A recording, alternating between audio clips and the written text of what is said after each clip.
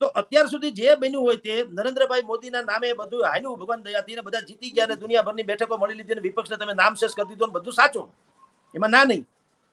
પણ તમારા આગમન માત્રથી ગુજરાતની 6.5 કરોડની જનતાને આનંદ તો થવો જોઈએ. તમે અન્નકૂટ ધરાવો 1008 જેટલી, એમાં મીઠાઈથી માંડીને બધું જ તમે ફરસાણ વગેરે ભગવાનને ધરાવો, તે અન્નકૂટ જોઈને ઓડકાર થોડો આવે. એ તો એકાદ બે ઢેફલા આપણા મોઢામાં જાય તો થાય ને. હવે આ લોકો અન્નકૂટ બતાવે છે, વિકાસની વાતો કર્યા કરે, ને બધી મોટી મોટી રિફાઇનરીઝ આવી છે, ને વિદેશી રોકાણ આવી ગયું છે, ને કેટલીક રેટિંગ એજન્સીએ ગુજરાતને બહુ મોટું આમ આપી દીધું, એચિવમેન્ટ. હવે આ બધી બાબતોમાં પ્રજાને કાંઈ રસ નથી. પ્રજા કેવી? પ્રજા સુદામાની પત્ની જેવી હોય છે. સુદામા જયારે કૃષ્ણને મળીને આવ્યા દ્વારકાધીશનું, ઘરે આવીને મંડ્યા વખાણ કરવા, શું દ્વારકા નગરી છે, આ દ્વારપાળ જુઓ તમે, એના રાખ રખાટ જુઓ, દાસ દાસીઓ જુઓ, એના સૈનિકો જુઓ, એના મહેલ જુઓ, ભવ્યાતિ ભવ્ય બધું. સુદામાની પત્નીએ એને અડધેથી રોકીને કીધું કે રે જ્ઞાન મને ગમતું નથી રઘુરાયજી રે, રૂવે બાળ લાવો અન્ન લાગુ પાયજી રે. આ ભાઈ છોકરા રડે. પ્રજાને આવી જ હંમેશા અપેક્ષા હોય છે સરકાર તરફથી. મોટી મોટી જેટલી પણ વાતો કરો, એલએન મોક્સ એમ કે અહીંયા આવીને નવી એક ફલાણી કંપની નાખી દેશે, માઇક્રોચિપ્સનું આપણે હબ બની જશું, આ બધી બાબત એ ખાલી સોવેનિયરમાં શોભે. સોવેનિયરમાં કારણ શું છે કે તમારે તો એ રેટિંગ ઉપર ઇન્ટરનેશનલ લેવલે છાકો પાડી દેવો છે, પણ અમે અહીંયા પડી ગયા ઉભા નથી કરવા, એને છાકા જ પાડવા છે. જનતા શું કહે છે કે ભાઈ જે હોય તે પણ તમે કામ કરો. સૌથી પહેલી વાત તો એસટી ના ભાડા ઘટાડો, કારણ કે એમાં તો ગરીબ ને મધ્યમ વર્ગ જાય છે. તો તમે જો બહુ સુખી સંપન્ન હો, ગુજરાત જો એ વિકાસનું ગ્રોથ એન્જિન હોય અને વિકાસનું મોડેલ હોય, અને દેશભરમાં ગુજરાતના નામે ડંકો જો તમે વગાડતા હો, તો આ ગુજરાત રાજ્ય છે એ સુખી સંપન્ન છે. તો એનું ક્યાંક અણહાર તો આવવો જોઈએ ને. મારી આવક અત્યારે જે હોય તે આનાથી 5 ગણી આવક થાય તો આ ફ્રેમ ચશ્માની જે ખાલી કલર ન હોય, ચશ્માના હોનાની ફ્રેમ થવી જોઈએ ને. ત્રાંબા પિત્તળમાં રમતો હો તો આવકની ગમે એવી વાત કરો, કોઈને ગળે ઉતરે નહીં. એવી જ વાત આમાં છે કે તમે મોટી મોટી ગમે તેટલી વાત કરો, પ્રજાને એમ થાય કે તમે એસટીમાં પાવલું ઘટાડ્યું નહીં. એફઆરસી તમે જે કર્યું, ફીઝ રેગ્યુલેશન જે છે કમિટી, એને કાંઈ એક તો પેલા ક્યાંય ધંધડો નથી, કોઈ જિલ્લામાં એમાં એના સદસ્યો નથી, જેટલા હતા એ કોઈ રાજીનામા આપી દીધા, કોઈકનો પીરિયડ પૂરો થઈ ગયો, અને કોઈના કાબુમાં નથી. અને એફઆરસી એની જગ્યાએ છે, ખાનગી સ્કૂલ કોલેજો જે છે એ ભયંકર ફી વધારે કરે છે. તો જિલ્લા આ બધું કેવી પરિસ્થિતિ છે કે તો જિલ્લા શિક્ષણ અધિકારી હું મરચા ખંડવા રાખ્યા છે.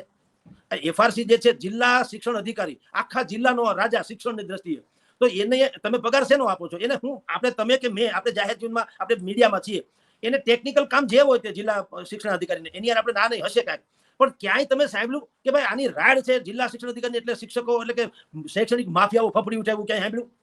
ક્યાંય કોણ છે? તમે 90% ને પૂછો તેનું નામે ખબર નહીં, ઓફિસે ખબર નહીં ક્યાં છે. એ ભાઈને ભલે ખબર હોય, પણ હું તો પ્રજાની વાત કરું છું. તમે જનતામાં ગમે તેને ગમે તમારી ઓફિસમાંથી નીચે ઉતરીને પૂછો, ગમે એને પાનના ગલે કે ભાઈ અમદાવાદમાં જિલ્લા શિક્ષણ અધિકારી કોણ છે, એની ઓફિસ ક્યાં આવી, હરામ બરોબર જો કોઈ કહેતો. તો સવાલ એ છે કે શું કામ આજે છે ને મિનિસ્ટર એક્સપાન્શન તમે કહો છો, એ શું કામ છે? એની આ જરૂરિયાત છે કે આખે આખું કોલેપ્સ થઈ ગયું છે વહીવટી તંત્ર, અધિકારીઓનું રાજ ચાલે છે.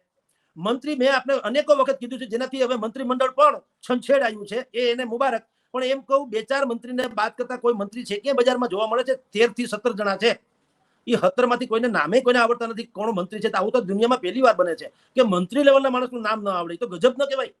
તો જે રીતે વહીવટી તંત્ર કોલેપ્સ થઈ ગયું છે, એટલે હવે બધા સુધારા વધારાની વાત તો કરે છે કે ભાઈ મંત્રીમંડળમાં બદલાવ આવે છે, પણ કુંવરજીભાઈ બાવળિયા અને હીરાભાઈ સોલંકી આ બહુ મોટી જ્ઞાતિના નેતા છે. ઓબીસીમાં આવે અને કોળી સમાજમાં આવે, 32% જેટલી જનસંખ્યા છે, અને સૌરાષ્ટ્ર ગુજરાતની 37 બેઠક ઉપર નિર્ણાયક ભૂમિકામાં આ સમાજ છે, એને અવગણી શકાય નહીં. તો એ બંને એ શું કામ ભાઈ? એને ક્યાં કોઈ મીડિયાએ કંઈ કીધું નથી, વિપક્ષોએ કંઈ કીધું નથી, વિપક્ષ સ્વયં નથી કહેતો કે એ ક્યારે મુખ્યમંત્રી બદલાશે કે નહીં.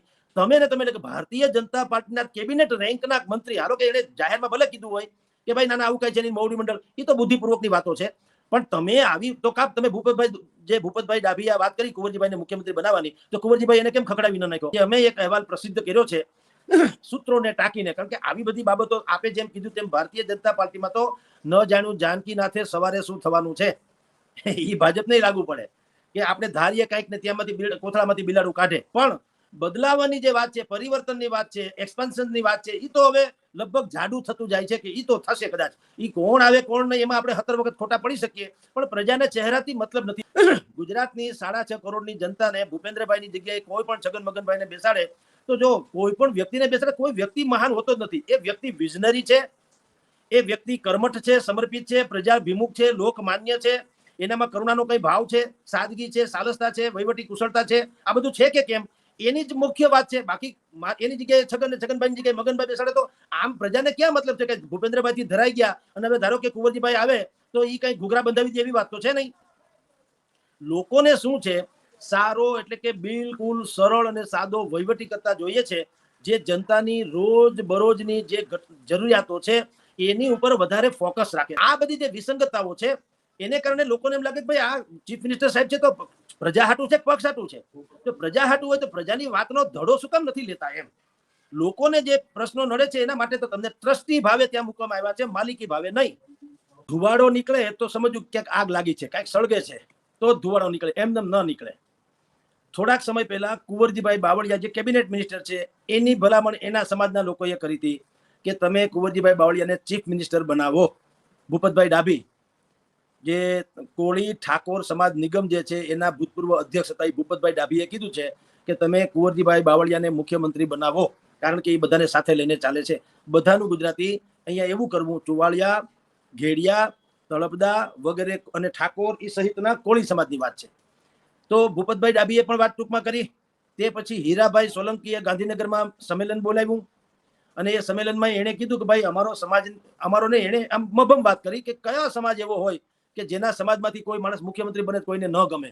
મુખ્યમંત્રી અમારા સમાજમાં એટલે કે કોળી સમાજમાંથી બને તો એમાં કંઈ ખોટું નથી, કારણ કે અમારી જનસંખ્યા એમ કે 32% જેવી છે અને 200-250 ગામડા જે છે એમાં તો અમારા સરપંચો છે અને કોળી સમાજનું બહુ મોટું યોગદાન છે અને ભાજપને સમર્પિત રહેલો છે. તો અમારામાંથી કોઈને બનાવે તો એને એમ ન કીધું કે કુંવરજીભાઈને કે અથવા તો પોતાનું નામે ન આપ્યું, પરસોત્તમ સોલંકીનું નામ પણ ન આપ્યું, બીજા કોઈ કોળીનું નામ પણ સમાજનું નામ આપ્યું. એને કીધું કોળી સમાજમાંથી કોઈ પણ બને તો સારી વાત છે, એવું એને બુદ્ધિપૂર્વક કીધું. હવે જે તમે કીધું કે મિનિસ્ટ્રી એક્સપાન્શન, હવે જુઓ મંત્રીમંડળના વિસ્તરણની પ્રજાની તો વાત જ જવા દો. આ બંને લોકો જે ભારતીય જનતા પાર્ટીના એક ધારાસભ્ય છે, એક મિનિસ્ટર છે, કુંવરજીભાઈ બાવળિયા મિનિસ્ટર છે અને હીરાભાઈ સોલંકી ધારાસભ્ય છે. હવે એ જ બે મોટા મોટા ફંક્શન કરીને એમ કહી રહ્યા કે અમને મુખ્યમંત્રી બનાવો, અમને મુખ્યમંત્રી બનાવો. એનો અર્થ એક તો નીકળે જ ને કે જે આ છે એ હટે તો મુખ્યમંત્રી બને ને, કઈ બે જણા તો મુખ્યમંત્રી હોય નહીં. એટલે આપણે એટલે કે પ્રજાએ કાંઈ નથી કરતી, મીડિયાએ કાંઈ નથી કરતું, ભારતીય જનતા પાર્ટીના જ નેતાઓ આ વાતને હવા આપી રહ્યા છે. એટલે મેં આપને કીધું કે કાંઈક સળગે છે, નહીં તો એમને ધુવાડા નીકળે નહીં. એટલે આ જે આખે અને ગાંધીનગરમાં હીરાભાઈ સોલંકી મીટિંગ બોલાવે તો એ તો કેવી મોટી વાત છે કે એનો અર્થ એમ છે કે એ બધાને ખબર પડી જ ગયેલી છે કે કંઈક સમથિંગ ઇઝ રોંગ, કંઈક બદલાઈ રહ્યું છે. એટલે દરેક સમાજના લોકો દાણો દાબી રહ્યા છે કે અમને કે અમારા સમાજમાંથી કોઈ. હેલો મિત્રો, સ્વાગત છે તમારું જાગૃત નાગરિક ગુજરાત રાજકારણમાં. ગુજરાતના જાણીતા રાજકીય વિશ્લેષક જગદીશ મહેતાએ ભાજપને લઈને એક મહત્વપૂર્ણ દાવો કર્યો છે. તેમના જણાવ્યા અનુસાર આગામી સમયમાં ભાજપની અંદર કેટલાક મોટા સુધારા અને ફેરફાર જોવા મળી શકે છે. તેઓ માને છે કે સંગઠનને વધુ મજબૂત બનાવવા માટે નવા ચહેરાઓને તક મળી શકે છે અને કેટલીક જવાબદારીઓમાં ફેરફાર થવાની શક્યતા છે. એ સાથે જ વરિષ્ઠ પત્રકાર જગદીશ મહેતાએ ભાજપની ખામીઓ પણ દર્શાવી છે. તમને શું લાગે છે, શું ભાજપમાં મોટા સુધારા થશે? તમારો અભિપ્રાય કોમેન્ટમાં જરૂરથી બતાવજો. આવી જ રાજકીય અપડેટ્સ માટે અમારી ચેનલ જાગૃત નાગરિક ગુજરાત રાજકારણને ફોલો કરવાનું ભૂલતા નહીં. જય હિન્દ મિત્રો.